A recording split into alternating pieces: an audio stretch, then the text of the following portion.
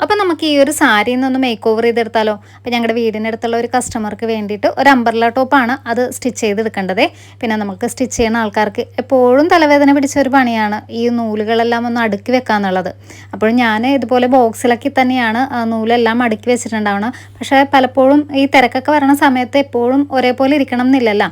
അപ്പോൾ ഈ ഒരു ഓർഗനൈസർ ആണെന്നുണ്ടെങ്കിൽ നമുക്ക് ഇതുപോലെ ഹാങ്കിങ് ആയിട്ടോ അതല്ലാന്നുണ്ടെങ്കിൽ ഇതുപോലെ സ്റ്റാൻഡായിട്ടൊക്കെ ഉപയോഗിക്കാനായിട്ട് ഏറ്റവും ബെറ്റർ ആയിട്ടുള്ളൊരു ഓപ്ഷനാണ്. കുറച്ച് ഞാനിപ്പോൾ ഇങ്ങനത്തെ ഒരെണ്ണം വാങ്ങിക്കണമെന്ന് ഓർത്തിട്ട്, അപ്പോൾ ആവശ്യമുള്ള ആൾക്കാർക്ക് ഇതിൻ്റെ ലിങ്ക് ഞാനിവിടെ ടാഗ് ചെയ്തേക്കാം കേട്ടോ.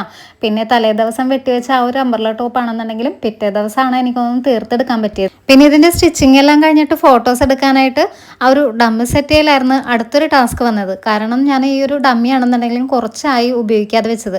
കാരണം നമുക്ക് തിരക്കുള്ള ഒരു സമയത്തൊക്കെ ആണെന്നുണ്ടെങ്കിൽ ആ ഒരു കൈയൊക്കെ ഫിറ്റ് ചെയ്യണമെങ്കിൽ കുറച്ചധികം സമയം പോണത് കൊണ്ടിട്ട് അങ്ങനെ ഞാനത് ഉപയോഗിക്കാതെ വെച്ചേക്കുമായിരുന്നേ. ഇതുപോലൊരു സാരി തന്നിട്ട് അതിൻ്റെ അകത്ത് 2 ടോപ്പ് തയ്ക്കാൻ പറ്റുമെന്ന് ചോദിക്കുന്ന ആൾക്കാരോട് പറയാൻ എനിക്കിത് മാത്രമേ ഉള്ളൂ കേട്ടോ.